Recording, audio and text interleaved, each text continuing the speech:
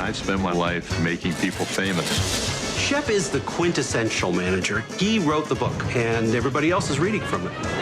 The three most important things a manager does: get the money, to always remember to get the money, never forget to always remember.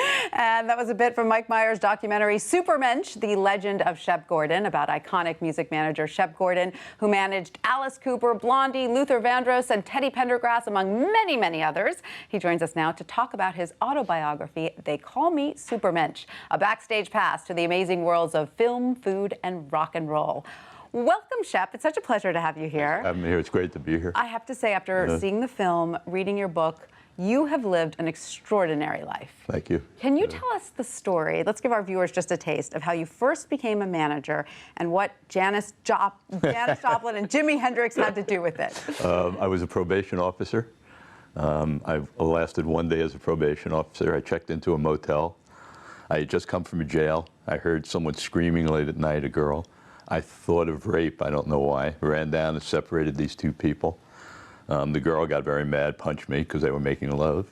And in the morning when I went to the pool with Janis Joplin, sitting with Jimi Hendrix, the Chambers Brothers, and I think it was Lester Chambers who said to me, what do you do for a living? And I wasn't going to tell him I was just a probation officer. It didn't seem appropriate. And how old were you at this point? I was 19 or 20. Wow. And I said I was unemployed, and Lester said, are you Jewish? And I said, yes. You should be a manager. And he introduced me to Alice Cooper. Who, by the way, wasn't really playing all that much at the time. They had a band. The band was called Alice Cooper. Then Alice says that we met on a lie. He told me he was a singer. I told him I was a manager. And you two proceeded to make it happen. Tell us the story of how you made, I love the story, of how you made Alice Cooper famous in London. You know, for Alice, I had gone to the New School for Social Research for a minute after college. And I had a professor who spoke about the narrow audience that art attracts, as opposed to the wide audience that social movements attract. So every child goes through a period of resentment against the parent. Every child at some point, if you're a parent, you know your child at some point is going to walk on the other side of the street from where you are, and that's healthy. So we decided that we were going to try and pick up our audience at that point. Our goal was to get parents to say, do not go see Alice Cooper, I will ground you. Assuming that if they said that, the kid would sneak out of the house to see Alice. And it worked. And in London, we came and there were no ticket sales. It had worked in America. And people in London watched the morning news for traffic reports. It was the biggest thing on television in England.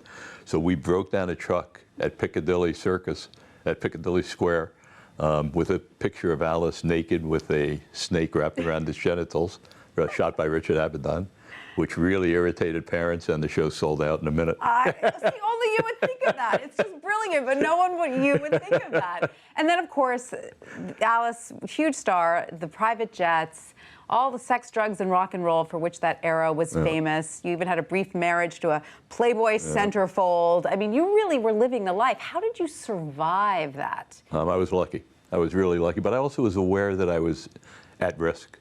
And was looking for something to hold on to while I was sinking, and was lucky enough to find a mentor who was a chef, very successful, also happy. I hadn't seen success and happiness in the entertainment world. Success, my group of people were dead.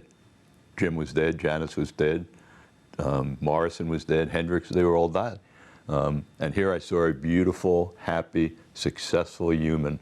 And I said, would you teach me how to be happy? And then you noticed through him that at the time, which is hard for us to believe in the era of the celebrity chef, chefs were treated like the help. They weren't even allowed to have tables at the restaurants. They weren't paid well.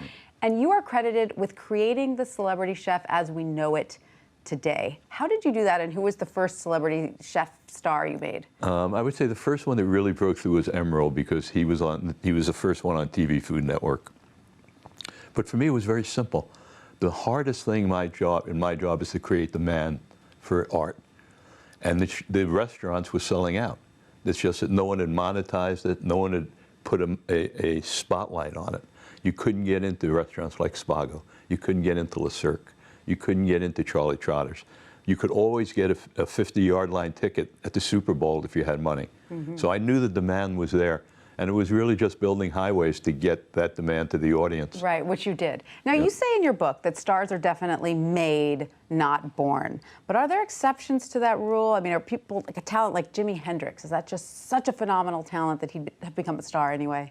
I think different definitions. Okay. Magic, art, talent, that's a born thing. Stardom, getting it to the public, is a very different process. And you're brilliant at that with the Midas touch. You've had people like Raquel Welch coming to you saying, you know, revitalize my career. What is the secret to creating a star?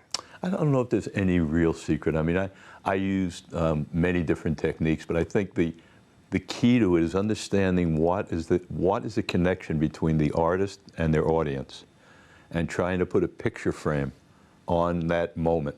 For example, with Teddy Pendergrass, he was a great R&B artist, but what separated him from the rest was his sexuality. Women went crazy over him.